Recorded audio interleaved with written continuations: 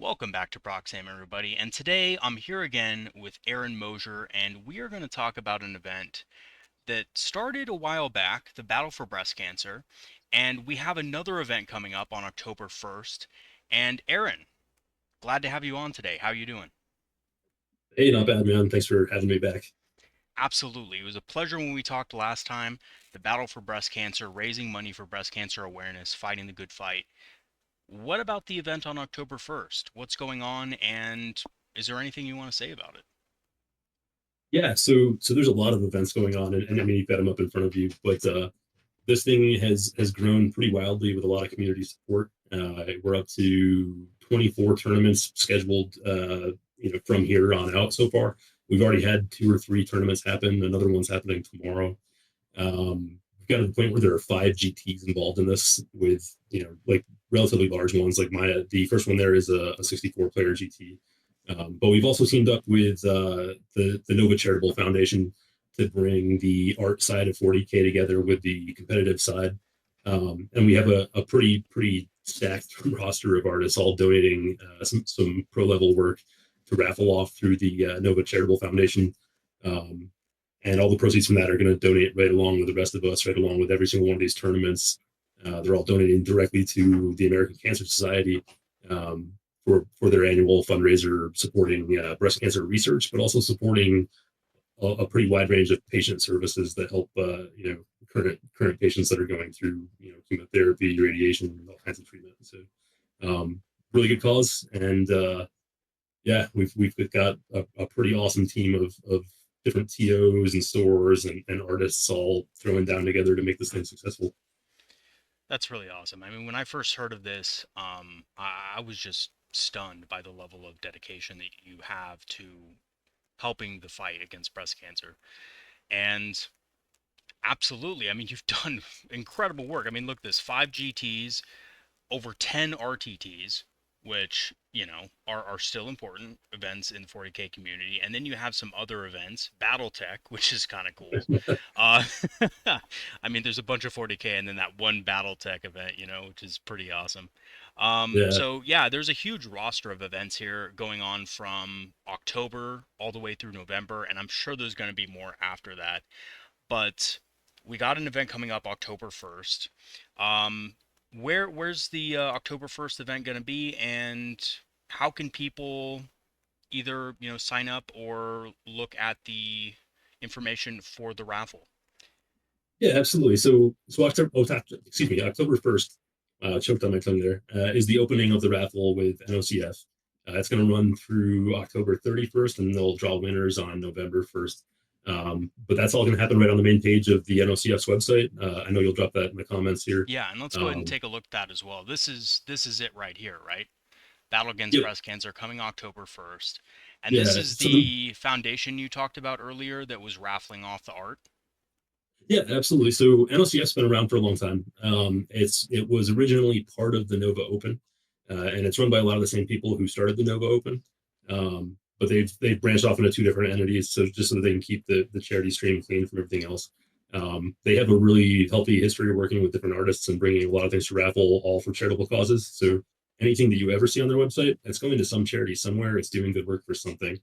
Um, but yeah, this one, so opening on the first, you'll have a lot of work that's donated specifically towards our effort, and it's kind of cool. Like, so this thing started out as one GT and it's expanded into this community effort, and it's not just me driving it, not just some team driving it. Like every tournament, every artist, they all own a piece of this, and you can see through the portal that we're all donating through at the end, you'll be able to see the total impact that the 40K community has. You'll be able to see, hey, this store, this event raised X number of dollars for this. And it'll be pretty cool. But yeah, so the website here, they can just go to novaopenfoundation.org on the first. That's when the raffle will open up, and they'll actually be able to buy raffle tickets and start, bidding on some of these. Um, I'm sure you'll call it out at the end, but please use the Proxy Hammer discount code, to get 15% off on your order. Um, but yeah, it's kind of interesting. We've seen raffles do really well at tournaments before, and I'm hoping that by opening this up to the whole community instead of just the tournament goers, that we'll see a good result out of it. That's awesome. And yeah, just looking through this website, there's just so much cool stuff on here. And let's go ahead and take a look real quick at the donation page that you set up just to show people. So here's the Yeah, for sure. donation page. Again, I'll put the link in the description and stuff like that so you guys can click on the link when you watch this video. But it's already raised $1,500. And And we're not even on October yet. So yeah, I mean, um, exactly, right? And that just, I feel like the Warhammer 40K community, despite some of the, wild claims that people say, it's an absolutely wholesome community for the most part that, well, for really sure. does want to help people. And whenever an event like this comes up, the community really comes together. So this is Yeah. massively charitable. And No, 40K is a great yeah. community that gets unfairly characterized by a few very loud bad seeds. But just seeing like the response from players, from TOs, from stores. Um, one of the stores that jumped on and added a tournament was my round 9 opponent at Nova. Absolutely thrashed me with his orcs, and then he threw a tournament in from his store after. So That's awesome, um, dude. yeah, no, cool effort all around, and really excited to see everybody have a good time with us. We're doing everything we can to try to.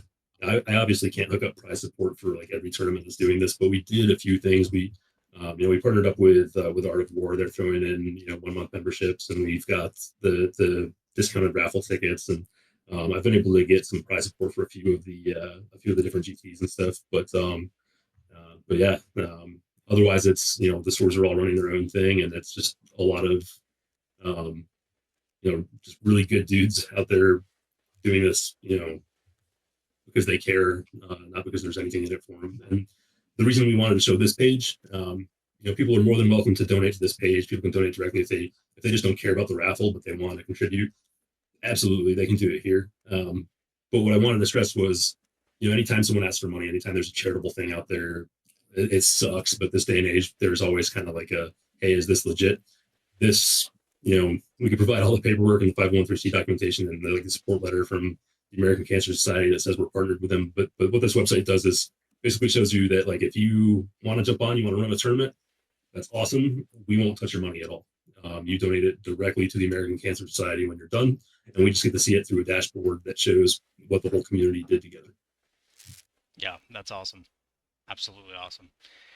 Yeah, and I mean, I might actually donate to this a little bit later myself off stream, but yeah, it's Do it's the a raffle, great man. cause, guys. Absolutely. It's a great cause. I mean, even if you chuck in $5, $10, everything helps, So Yeah. definitely So consider. where's some of this? I'm sorry, man. I didn't mean to cut you off there. Oh yeah, no Where's some worries. of the money goes for this? Just so that like all right, so the American Cancer Society they fundraise and they support breast cancer research, which is awesome, and that kind of makes this a global thing because like it doesn't matter that it's an American organization doing it. Like research kind of helps everybody, but they also provide direct services to patients. So like you know, $50 or excuse me, $65 gets you a night of lodging uh, for a patient near their treatment facility, which really helps out people that are traveling a long distance for chemo, people who don't have a support system. I think $50 gets them a ride to and from chemo. So like people who don't have a spouse or someone there to drive them who are just fighting this alone, it helps them not be so alone. They also have like a hotline for people who are going through it and just they have a lot of questions. There's a lot of bad days where they just don't want to do it anymore. And there's so American Cancer Society is there providing support every step of the way and helping people through it, which was really big for me when my wife went through it. My wife's a breast cancer survivor, and they were amazing for us when she was going through treatment. Um, so yeah, it just feels good to get back to them a little bit. Absolutely, man. I'm absolutely, kind of just floored by the event itself, what it represents, and I'm really happy that the Warhammer 40K community, you specifically, are doing this for breast cancer. Really means a lot. Okay. Thanks, man. I mean, I'm doing very little. I'm organizing it. Like, Yeah, I mean like that's huge huge. thank you to every TO, every store out there that's doing this, and Yeah. the artists who sunk countless hours into all their work. Yeah, Um, absolutely. Speaking of the artists, let's take a look at some of the raffles that you're going to see, some of the this one artwork. is amazing, man. This one took bronze in the diorama category at Capital Palette at Nova. Raven painted this specifically for this event. I think it got an offer from Verco's Vault as well. Wow.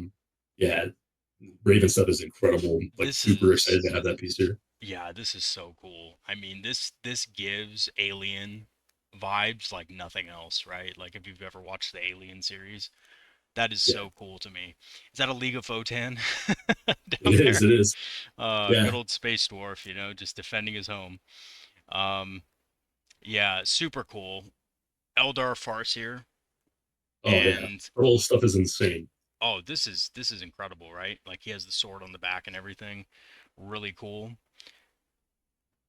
We got a space wolf. I assume a wolfen, but I could be mistaken. Oh, that's Ragnar Blackmane. Oh, okay. Is chaos. I should have known. No. He's a good guy. Okay, he's a As space good wolf, as the right? wolf can be. Yeah, one Okay. of the main characters for Space Wolf right now, like absolute melee beat stick. Definitely the coolest version I've ever seen in a model. Yeah, that's really tight. That's a really good paint job. Yeah. We got some Necron, or no, what are these? So these are 30K. So Liam painted these for us. He was originally going to do something else, and he hit me up a few months ago, and he's like, "Hey, I'm changing my submission. I can't tell you what it is. It's not released yet. GW sent these to me early, but it's going to be cool." And so he came up with these. This is the new AdMech release. It's the Castellax Battle Automata. Oh, I cool. really hope they get 40K rules, man, because they are awesome. Yeah, these are the robots, the the bad robots that the Imperium banned out, right? I think they just ran out of them. Maybe I can't remember all the lore on the AdMech side, which I feel terrible. I used to play AdMech, but hey, if you run Dakabots right now, these are a great stand-in for Castle robots, which look like cartoons. Um, Yeah, they do. Here's a cooler version for you. Like these are pretty cool, man. These are awesome. This is really like Dark Age shit right here. This is cool. I Yeah, would I love them. definitely use these instead of the old, 100%. the old Castellans or whatever.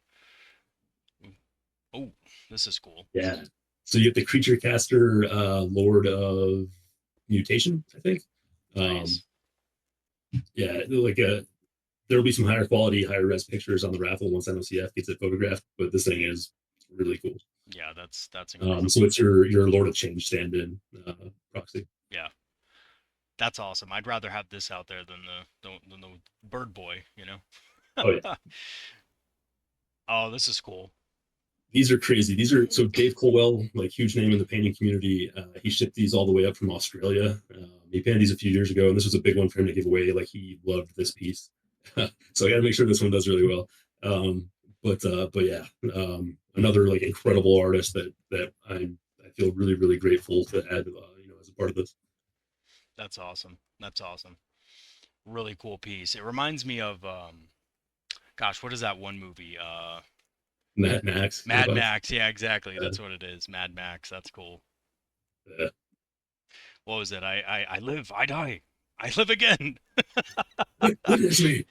Oh my god, dude. Like that's the orcs right there for sure. The speed freaks. This is cool too. The knight.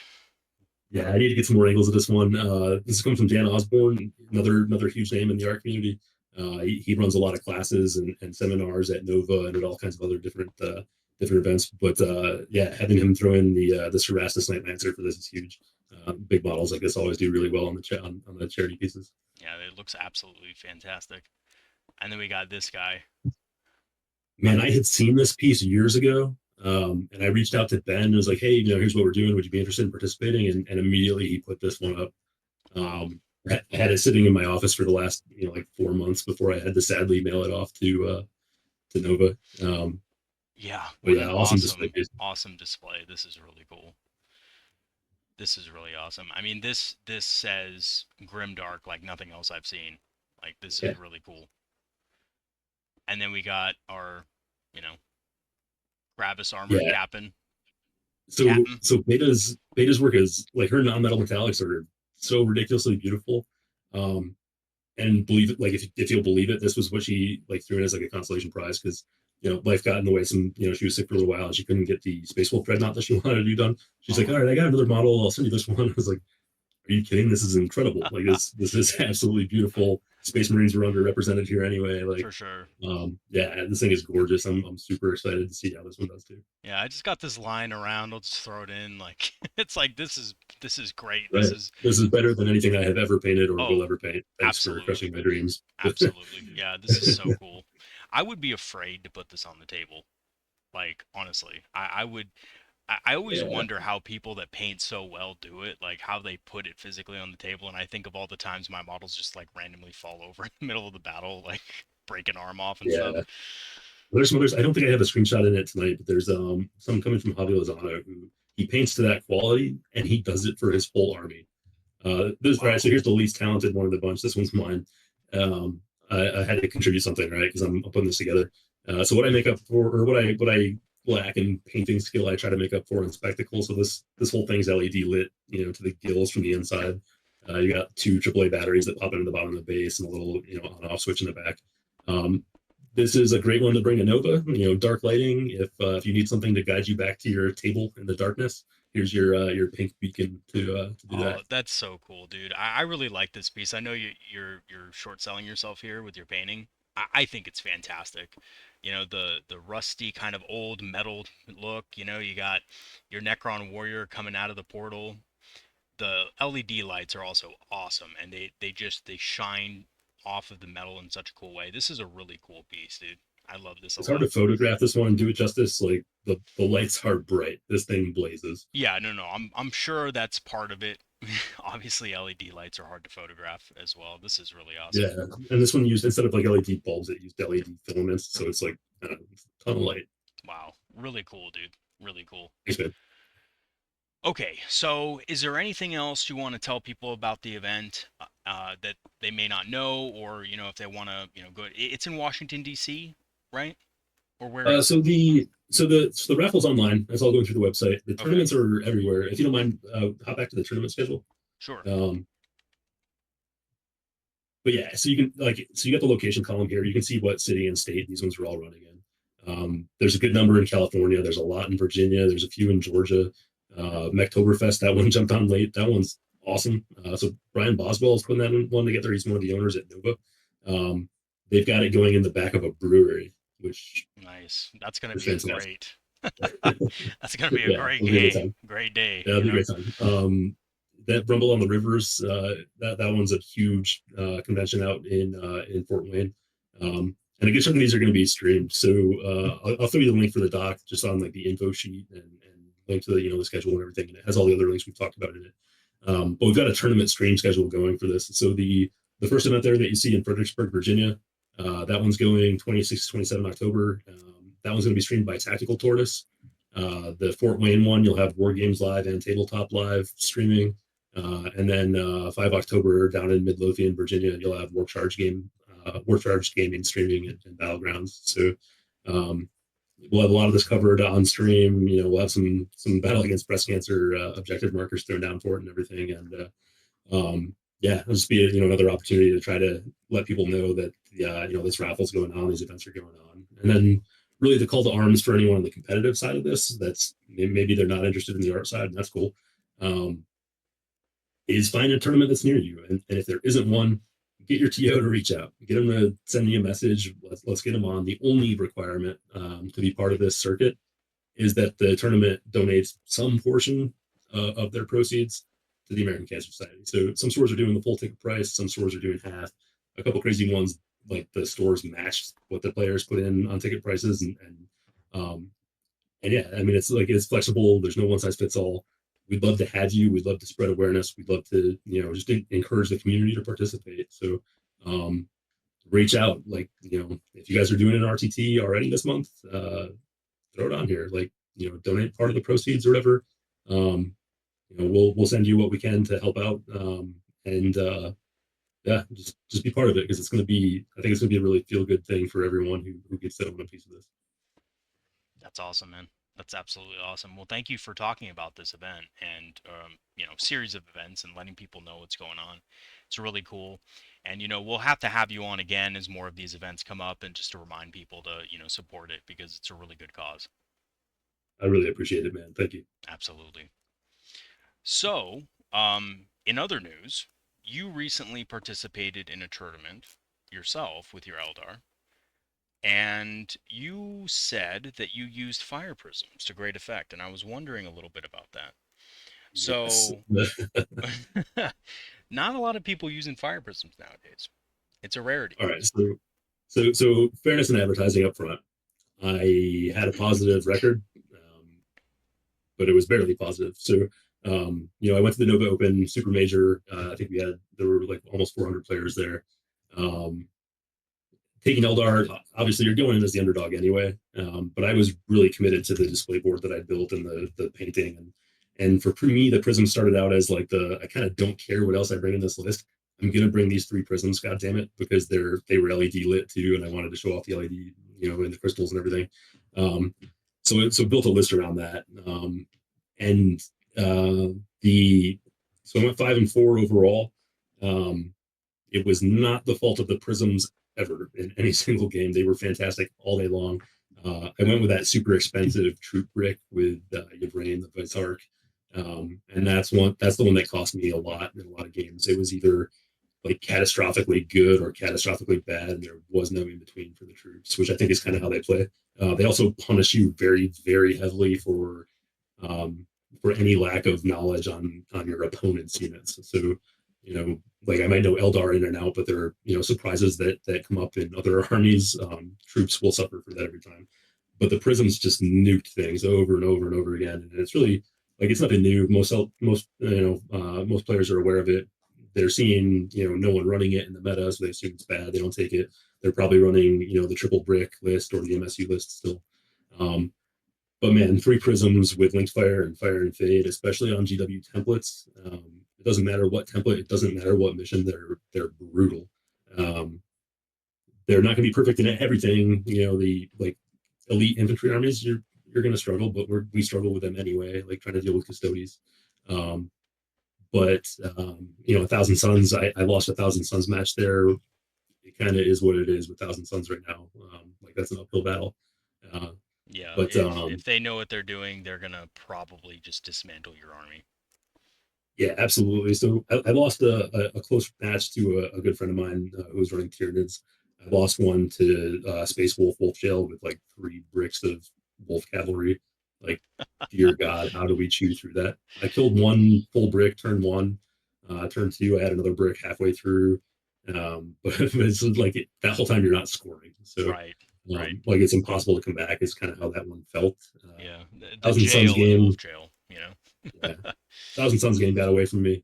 Um, you know, I brought the Avatar, which is an obvious liability in any 1,000 Suns match, like double Doom Bolt, and he's gone. The heavy flamers against the troops is pretty tough to do. So you end up having to play really defensively and just like wait for Magnus to come out. But if Magnus doesn't take the bait, then you're screwed. So, um, but awesome example.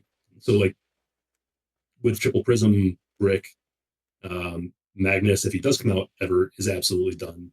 Um, Yeah, Even with their zero outs and their little cheater saves and stuff. Same with Angron. They nuke Angron in like a turn. Imperial Knights are tabled in 3 turns, maybe 4. Um, they are just absolutely brutal into anything big. Like the Land Raider Redeemers that you see everywhere. You're going to absolutely cripple, Space Marine players because you're gonna kill the Redeemer turn one. There's unless they hide all the way back in a castle and they don't push it in your face, which is kind of what you're trying to avoid anyway. yeah, Um, the second that comes out, the second you get a line, which like GW templates and prisms, you're gonna get one of them to have a line of sight. It's wild. They absolutely chew through everything, and they're not bad into the lighter infantry. Like they have a pretty good profile into Space Marine bodies. Anything with 2 wounds, if you're shooting the disperse fire. So I think that little bit of multi-purpose is what sold them for me. Um, Lets you flex into some heavy anti-tank, but not be completely out of luck if infantry shows up. So right. yeah, they were huge, man. I wish I'd drawn like a little diagram, like the having the avatar to babysit them as well in matches where you're worried about some big threat launching, like Angron coming at you turn one. Just park 3 of them within Overwatch, for the avatar and Yeah, play him absolutely. defensively. Yeah, Yeah, and Angron yeah, is going to they be just changed unhappy everything. after that. Truly. Yeah, so that was my losses. And the last loss was to Orcs. That was the most interesting interaction of the entire tournament for me. And it's one of those instances where I told you like I got punished for not knowing my opponent's army. Um, Yeah. so I was set up for a big push with like damn near everything I had to go into brick after brick of his infantry, and I had set up the troops with fights first and all their crazy saves and super durable troop brick, ready to just slaughter him. And like he was we talked about it after. He's like, yeah, I was a little nervous about that piece. And but I charged them in to try to clear off a single straggler character. There's like some beast snaga, boss or whatever, like the character from a beast snag whatever unit. Yeah. Um, I didn't realize he had fight on death, and I didn't realize that you could trigger epic challenge in a fight on death. I thought Oh. epic challenge was only if you charge. So he managed to strip the character. So he fought on death, and he stripped the vice arc out and took fights first away from the troops, which Oh, that's completely brutal. flipped. Yeah, like just killing the vice arc with that flipped the whole game. All of a sudden, the troops were incredibly vulnerable. They couldn't just slaughter orcs as they charged in. Um, so like lesson learned there. I could have moved in differently, but yeah, so that one got away from me. So that was the losses. Um, this list crushed world eaters with Angron. It absolutely crushed knights. It crushed chaos demons. It smoked the Eldar mirror against our Wraithguard brick. Prisms are killing like 3 Wraithguard every turn at least. Yeah. Um, More than they can heal. yeah, and like way out of their range, you just dance around them, and it's like Wraithguard can't do anything about them. Um, and then it crushed Tau as well with like the head vehicle heavy Tau. Yeah. Um, I Yeah. think And pretty ironically, good. I think that this your list would do also very well against the triple brick style list because of that exact same thing, Yeah, right? That you yeah. I can kind of run. I kind of built Eldar to kill Eldar here, Yeah, for which would have sure. been great a year ago when all the Eldar were out there. But yeah, it's Yeah. like so people worry about the prisms and stuff. Like if you're playing them right, they're gonna live all game long. They're gonna screen out probably your whole backfield. They're gonna sit on an objective. And if one ever dies, it's probably because you chose to sacrifice it. Like they're just such a reliable base of fire that you can build all your other maneuver around. So Yeah. um, And they're I love durable. them. They're kind of semi-durable too, because I have this game coming up against Thousand Suns, and I'm running support weapons, and I'm absolutely terrified that they're just gonna die because they're only 5 wounds. The Right. support weapons, yeah, and because they can't run away. Right. That's the beauty of the prisms. Like, good luck catching me. Yeah, Yep. like I'm just hit and gonna run with like the heaviest tank in the game. Yeah, absolutely. It's they're really cool. They're really cool, and I think if more people gave them a chance, because they have the stigma right now that they're not good because of the increased amount of terrain, the shorter boards, stuff like that. But just like you said, world leaders, they're a very aggressive army, and you took them to town. You took them to pieces. So they can definitely do some hard work into some like really like good armies that are out there right now winning a lot of games. And I'm actually thinking too, and I mean maybe I'm wrong with this, but I'm actually thinking they could be pretty good against Dark Angels as well. Just, being able to push through damage 6 on wound 4 targets. Like, if you really need a couple of Terminators dead, I mean, they can kind of do it, right? Yeah, absolutely. And I played against a list like that at an RTT after Nova with a pretty similar list. They're great against the Terminators. Like you almost want to.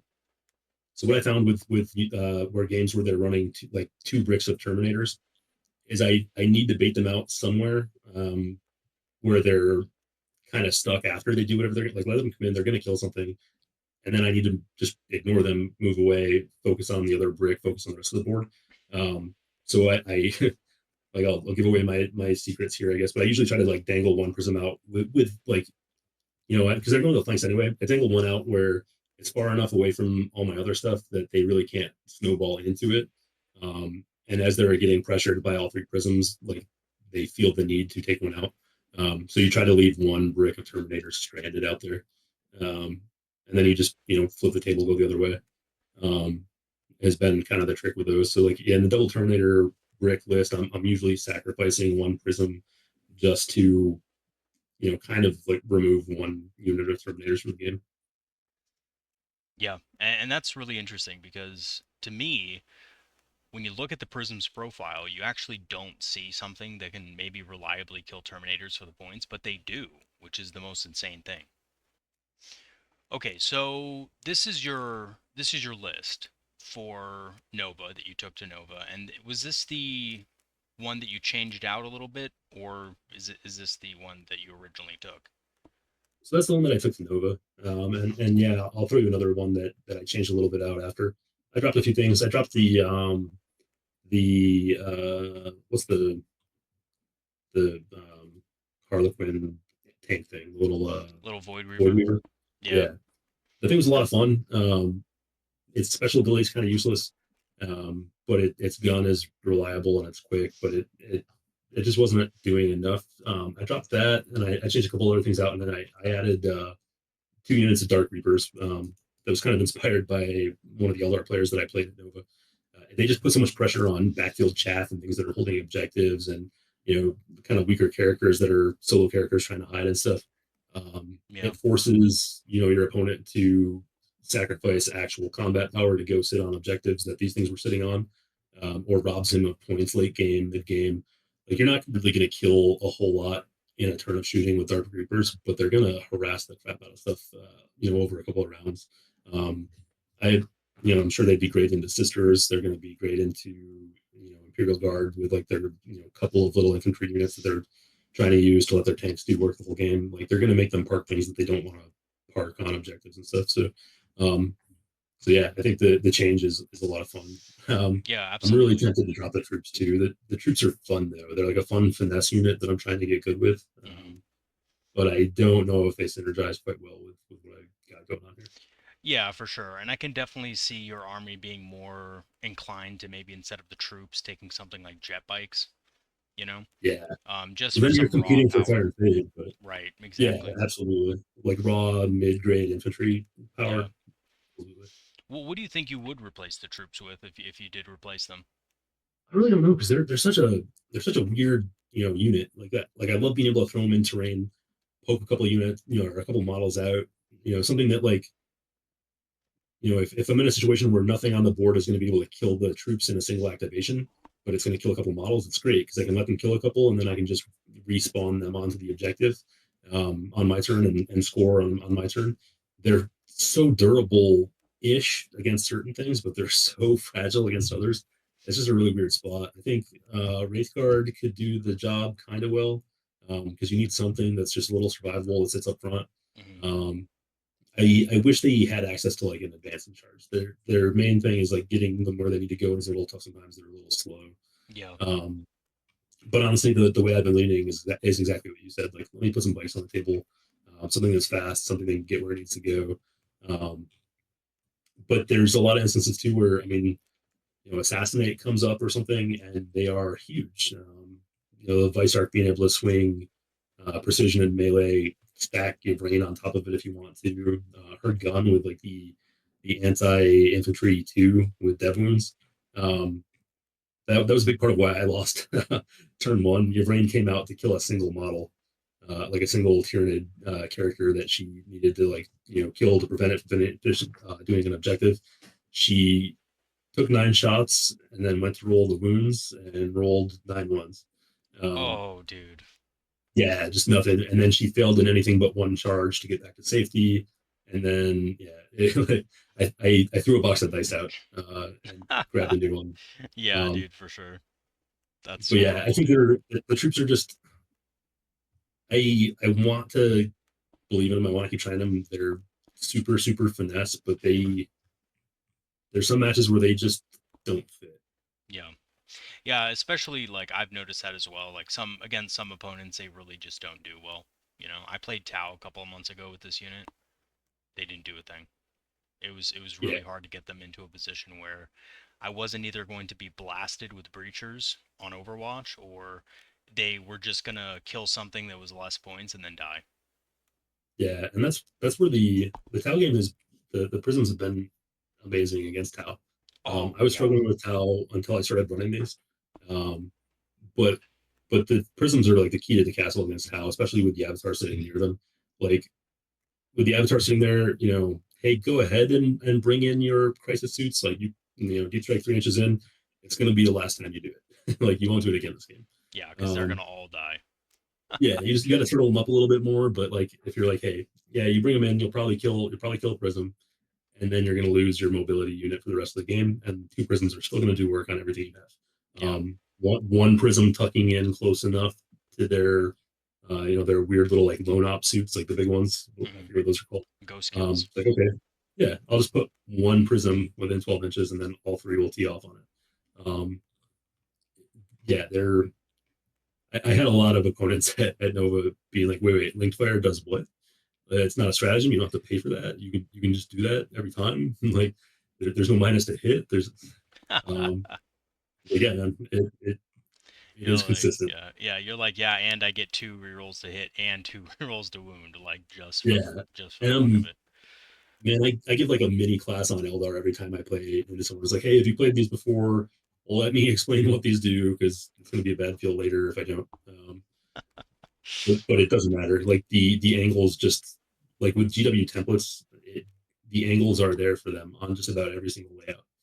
Yeah, Um, So if you're gonna bring triple prisms, bring a laser. You're gonna want a laser because those little like moments where it's like, hey, can this see? Can it not see? Being able to throw a laser down and be like, yeah, it absolutely can. Is game changing. yeah, But absolutely. yeah, Absolutely. Yeah, and if you notice, for anybody out there wanting to run triple prisms, you're gonna have to do a little bit of practice probably on a table where you have terrain layouts set up so that you can know where you're going to move around on the battlefield to get what line of sight angles and if you can actually get to certain parts of the board. It's really important to run through those things either with a practice game with a yeah, buddy or just by yourself, just so you know, because you don't want to be at the table and see something across the board and be like, yes, I can definitely do it, measure the distance, and then realize, oh fuck, I can't. yeah. Right. Which, to be fair, they move so fast it doesn't happen a lot, but 100% you need to pre-measure everything. Which like get kind of casual about that because like you're definitely telegraphing what you're gonna do as you pre-measure things while your opponent's moving and stuff. Yep. Um, but the other, I guess we didn't talk about this at all. The other like sneaky trick I can think of for the fire prism, um, if so you're going to move them all together. Think of them as one unit. They need to keep that line of sight. They need to be able to target each other basically to target on. So like positioning and planning out how you're going to move them is incredibly important. Planning out, making sure that they are all hidden turn one. And in some layouts, maybe you have to put one in reserves, but like you cannot afford to lose a prism early in the game usually. Um, but the way that the words or the rules are written, like if you take one prism and you advance it, the other prisms can still shoot through it. You can do your auto 6 advance for it, and still use it to target other ones. It's filthy. And then you just make sure you save the CP because you have to fire and fade it back every single time. If you lose a prism early, the game is going to get away from you really quick. But if you keep 3 prisms shooting for 3 turns, like there's so little left that can threaten them or the avatar after, unless you're just playing against a horde. Um, it's incredible, and you'll see from like the base size of these things, like takes practice deploying them, practice putting them on the map, practice screening out with them. Um, 3 big fat tanks screen out such a huge chunk of your backfield, and a lot of times you'll keep one tank like on your home objective because all it has to do is scoot out to the side to shoot a different prism to get line of sight. Meanwhile, prism number 3 is just grabbing a diagonal across the board from the far side of the map to bounce off your lead prism. The geometry of just moving through them around can be a little tricky to get used to, but once it's kind of reflexive, they're just an incredibly lethal, incredibly nimble tool. Yeah. Think of them as like playing a game of pool, or billiards for you British out there. you know you really do need to know the angles of where the prisms are going to fire and stuff like that. That's really key. And I think when Pariah Nexus came out, me included, I was a little worried that maybe some of the terrain layouts would be a little bit hard for prisms, but it was really refreshing to hear you say, actually, no, it's still possible to run 3 of these things and just get line of sight on everything. So Yeah, really cool. no, I mean, even on the ones that we assumed would be gross, like 6 and 8, on like layout ones, probably the most commonly played layout in like any event, I'd say. And it's also the most friendly for prisms because it gives you this big castle to hide them in early. Hmm. Um, but every single layout, like deployment might get tricky. Um, but you will always be able to get line of sight. Like with three prisms, each going 14 inches, there, unless your opponent just sits in their backfield and accepts that they're not going to score, there are very few instances where you will not be able to get a target on the thing that you want to target with three prisms flanking out and spotting for each other. Yeah, Um, they're yeah, they they see everything. If it comes out, they can kill it. that's really cool. Yeah, that inspires me to run three prisms again, man. Like it really Yeah, does. man. Like it's cool to know that they still work in the way that they worked in the beginning of the edition. So, Yeah, and I can see, like kind of looking at like the USA metas, and I know there's a lot of micro meta within that. USA versus the UK and other areas. I know Eldar, they're not running them there, and terrain's different there, and it may be a little different. But what I've seen, like local meta here, the Nova Open meta, Brisbane Open meta, like everywhere else I've been, for bigger events this year, like people love their big stuff. Like any list typically has at least one big threat that is a painful cost of points, like Magnus or Angron or whatever, and the they're just fantastic into it. The Thousand Suns matches that I've had, like yeah, that's an upward battle. Like that's in some cases it's not a lose. If they're playing the meta Thousand Suns though, if you're not playing like the Thousand Suns list to kill Thousand Suns, if they're playing the one that has all the either like triple Needle with Vortex Beast, or if it has the double Forge Fiends, like Prisms are great.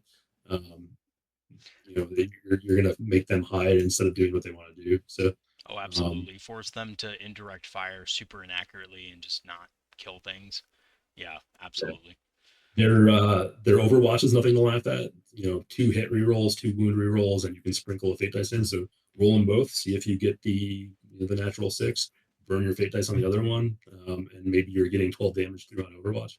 Oh You're yeah. probably going to get six. Avatar is still better. Avatar is their bodyguard. Like you play him like a linebacker. He sits behind terrain, and he, until they've cleared the threats to the Avatar is there to protect the prisms. But um, yeah, by like turn 3 or 4, like the considerable threats are gone, and the Avatar can just bowling ball forward and go nuts. So Yeah, um, absolutely. Fire prisms are a great support for him because, they're going to be able to take out the units that are going to demolish him, you know? yeah, And I kind you of just like you that just need idea the as well. CP. Yeah, absolutely. Yeah, you definitely need the CP as Eldar, and the more I think about it and the more I play in this edition, I realize why they just gave the Autarch the CP generation automatically. Yeah, Like you yeah, start to realize why, like, oh, this was intended, and why they haven't nerfed it yet, it's because no, they need it. They need the extra, CP generation to run a bunch of the stuff that you're going to be wanting to use in competitive events, and you know, so yeah. And I think 6 months ago, I kind of looked at fate dice as like, well, these don't matter anymore. But you need the fate dice too. The fate dice are huge, especially if you're running the Avatar. big time. But having the Guardian Defender battery for those is just it's disgusting, man. Yeah, I really like Guardian Defenders now. I mean, I always preferred Storm Guardians, and I think in a lot of aspect-based lists, if I'm not running the Avatar, if I'm not running big stuff, I really still like the Storm Guardians. But if I'm running something like D Cannons, Avatar of Cain, Wraithbrick, I definitely want the Defenders because they're going to Yeah, be able to just generate fate dice turn after turn for me, and I don't have to worry about, okay, I'm going to run out, right? yeah, So that's really yeah. cool. Avatar absolutely needs them.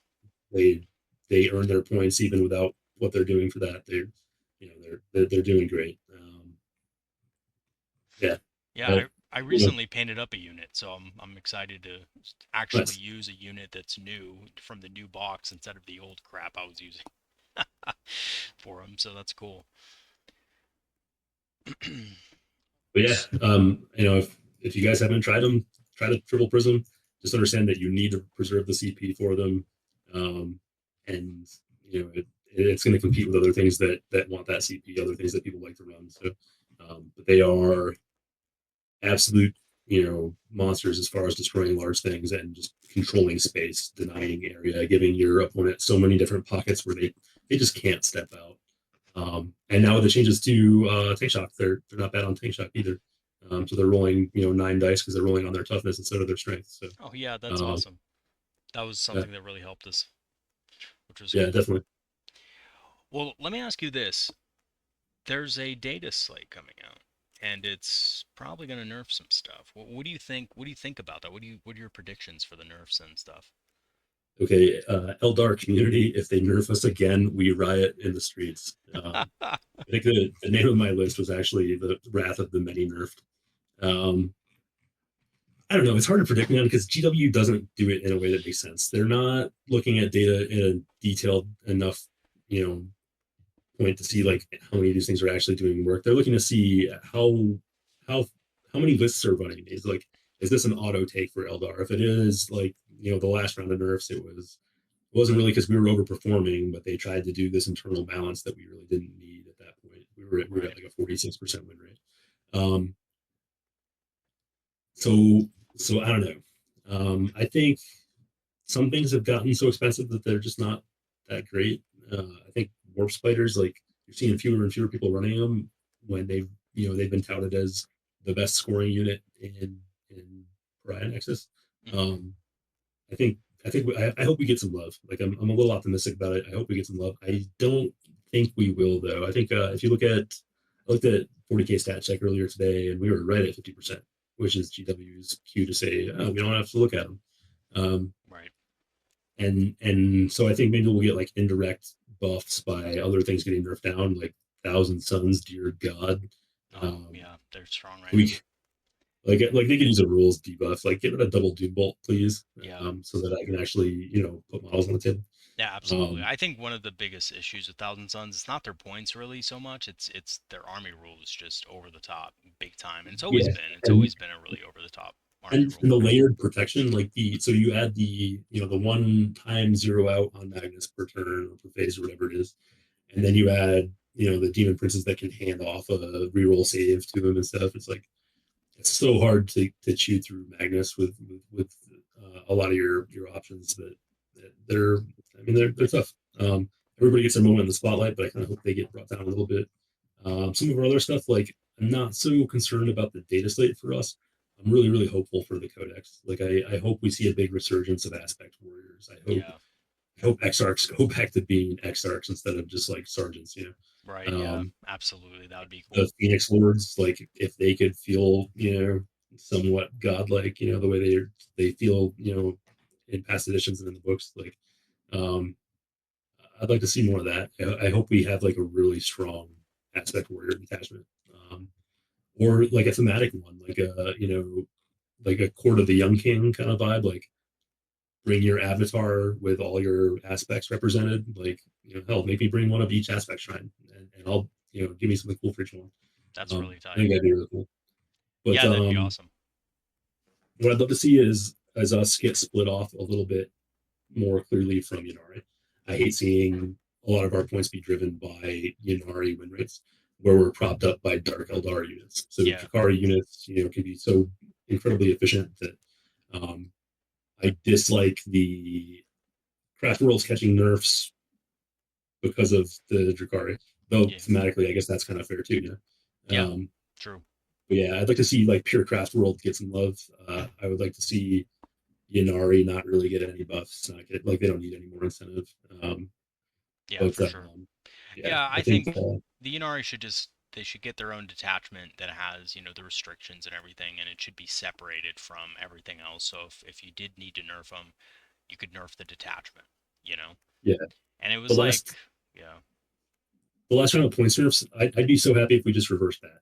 Like if we just gave Shadow Specters and Swooping Hawks their points back, I think that'd be fantastic. yeah, seriously, because they didn't need to be increasing points. I thought that was the silliest thing, you know? I know people run Shadow Specters, but, the truth is people are still going to run them because of that ability. That 6-inch move is really good and really powerful, and it's not just for, shoot, move, shoot, move, and just moving behind terrain. It's great for objective play. It's, that kind of ability is just powerful. So if you're looking at a unit like that, and you can't just increase its points and expect people not to play it Yeah, competitively. that's actually the move shoot move is so powerful that I had a list built around that. Like I think the name of it was like can't touch this or something, but it was the whole point of the list was to be annoying and non-interactive. Like, I'm gonna shoot you and I'm gonna go away. Like, my shadow specters are gonna hop away. My prisms are gonna, one of them's gonna shoot and then fire and fade. My swooping hawks are gonna come down with Baharoth and then they're gonna fire. They're gonna move and shoot, and then move again. Throw some dark reapers to hit you from out of line of sight. Um, That's I think like hilarious. that kind of like sneaky hit and run thing feels really Eldar. I don't think that list survives a lot of things right now, but like if we got some points love, I would like to see it be viable. Yeah, I Like, think if come, we come were chase me. absolutely, I think if we had a few more units that we could throw into a list like that, like with points buffs and stuff, we could definitely have that list work. But Yeah. it just doesn't have the gas to go the distance, I guess, against Have a lot you of this stuff. the funnest one that I wanted to play with in there? Like, have you thought about trying the Death Chester with Starweaver, the transport version of their vehicle? Yeah, yeah, I saw this being run actually almost in the very beginning of the edition, to be Really? honest. Yeah, it was when Eldar, I think we're at about maybe a 58% win rate, and they're When we actually, could afford to bring all our toys. yeah, absolutely, exactly. And I think that got cut out because of the nerfs. But I Yeah. think it's great, right? Use the Star Weaver, move it up, Death Jester comes out, shoots at something, moves back in the Star Weaver at the end of the turn. I think that's awesome. It's a great way to get around stuff that is going to, just basically like ruin you as far as Yeah. mortal wounds getting within that lone op range. And the cool thing about it is you can just pop out the other side of the Star Weaver if it's destroyed and get behind a wall, get out of charge Well, range, so right? I was thinking you move back another 3 inches, right? You put the Star Weaver behind the wall.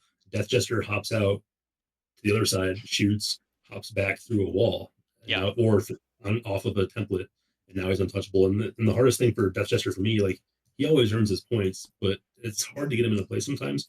Giving him a 14 plus 3 inch move sounds hilarious. yeah, it's really Um, good. yeah, It's really good. I've wanted to do that more and more as the edition has gone on, just for fun. But yeah, and then you could even run him if you wanted to. You could even throw the solitaire in there as, as well and just have him come out of there, Give him three yeah, extra inches on his movement. Um, I'm usually running it out of the Falcon just, yeah. to get that reroll if I need it. But God, the solitaire is just also so good. What are your thoughts on the solitaire? I've noticed you don't have one in this list. I don't think you need one in this list because of your brain and the brick. But what do you think about it in general? So the solitaire, I don't ever feel like I need it, but I would always appreciate having it around. I try to think of the solitaire as like a lower profile. Uh, it's a lower profile warp spider unit for me. Yeah, Like it's similar movement. It's getting where it needs to go. I don't really want to commit it. Like unless I have to carve a character out, I don't really want to commit it. Because it dies way too easy once it's in, and it's a shame to lose something so mobile hmm, until like later in the game. So um, yeah, I like it for sneaking around and doing things, grabbing objectives, sitting on the edges, doing secondaries and stuff, and then you chuck them in, when you really need them. I think Solitaire is it's a shame. Like it is one of the like especially when you compare it to the new Imperial assassins. Like you read the Solitaire in any of the books, the Solitaire is such a monster. Like you know, and I get it, like lore armor and plot armor, whatever. But in the books, solitaires are solo and greater demons and stuff.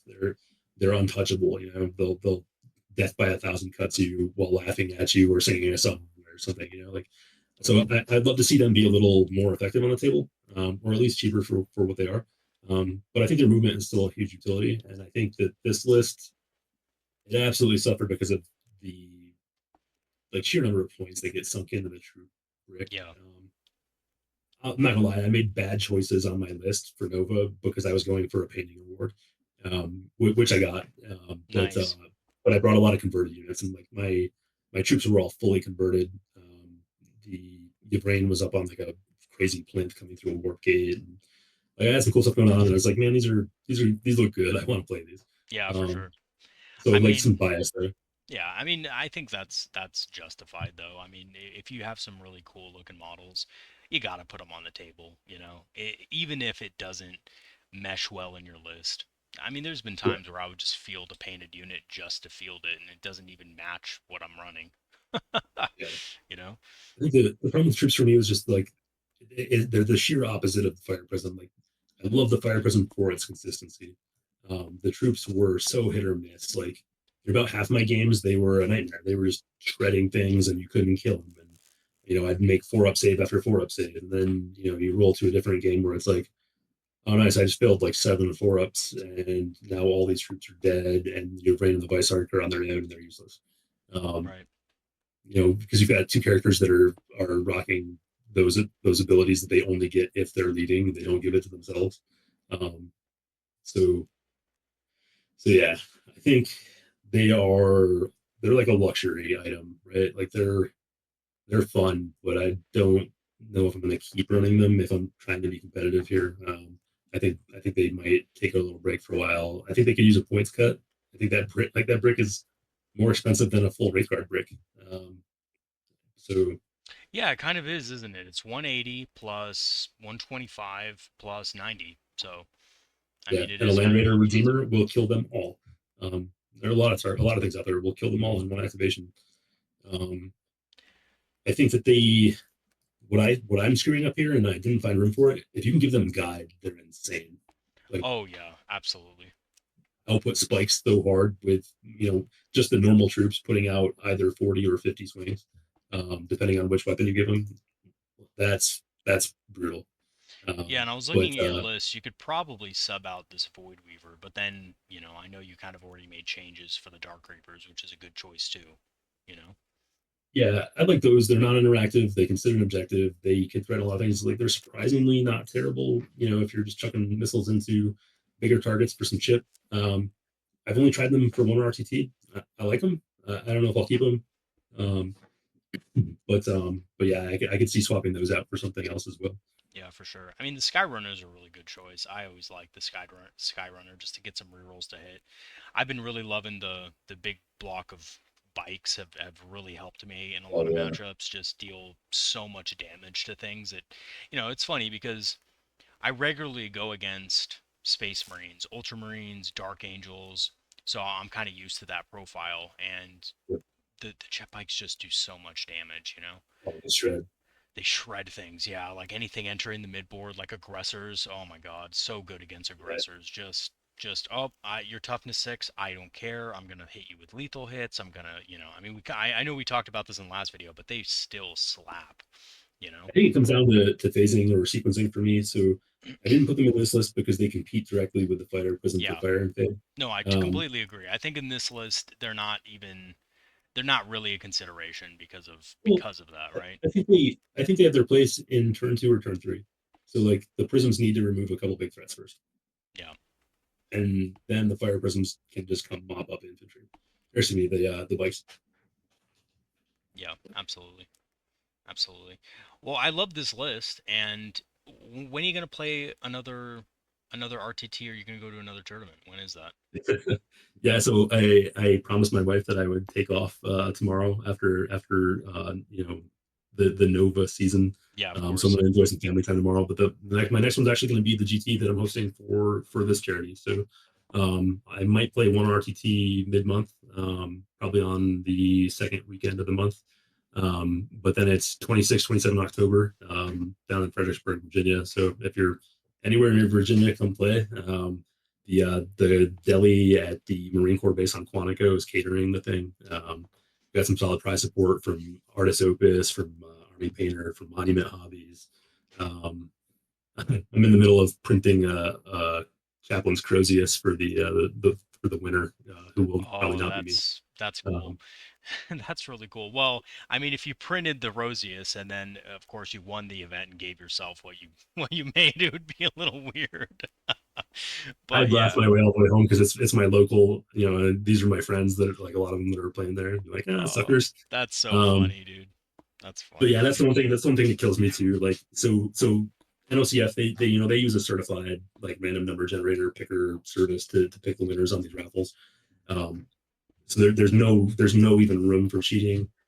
But it would look bad if I won anything. So I just kind of made the decision ahead of time, like, hey, I'm not buying any raffle tickets. Yeah, I no, might for I sure. might like point at some models and tell my wife, like, hey, it'd be a cool Christmas present if you own this for me.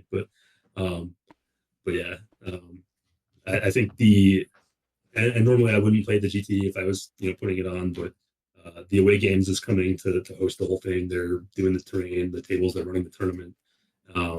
They've got a great crew of TOs coming in for it. Like, there's really nothing for me to do, so I might as well chip in my $70 and play. That's awesome.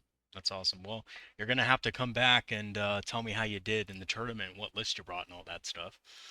Yeah, yeah. Here's my barely positive record and my thoughts and opinions on why you guys should all do this non-meta thing that I love. Hey man, positive record's positive record. You know, I Hey, mean at that's Nova, I'll take it, man. Positive yeah, record with Eldari at Nova. I'm proud of that. I think yeah. I was second Eldar overall, right behind Matt Laura. Um, That's really good, dude. Like some of the honestly, players, like my opponent win rate was like 60%. So like I had some really good games there. Had some, I played some friends of mine as well, and um, more importantly, had a great time. Like Nova's one where you make a lot of friends. My one of my opponents gave me like a Taylor Swift concert style friendship bracelet. It said like, like Nova round eight, good game. that's really He's like cool, handed dude. like his girlfriend made them for everyone. He's like handing them out. It was awesome. Oh, dude, that's great. That's great. I love those events when it's really friendly and there's camaraderie in the hobby. That's awesome. Yeah, they should all be that way, man. And that's hopefully like that's the best thing about the charity events. Everybody kind of knows like this is not the place to be a jerk. Like let's roll Yeah. some dice, have a good time, Yeah, And so there's absolutely. always gonna be really fun, really good vibes. So That's cool. That's cool. All right, man. Well, I'll let you go for today, but it's been great talking to you. Everybody out there who's listening, if you want to come in and, sign up for the raffle, you want to support the cause, I will leave the links for the website in the description that you can donate to. I will also leave the link for the event itself and any subsequent links. And of course, if you want to use my discount code, I'll leave that in the description as well. Which, by the way, thank you for that. That's really awesome. Um, and yeah, I will see you guys in the next video. We're gonna have some bangers coming out. We're gonna talk about Wraith Blades, which are one of those units that are going to be, well, they're interesting. Let's just put it that way. And yeah, so I'll see you guys next time. Have a good one and peace out.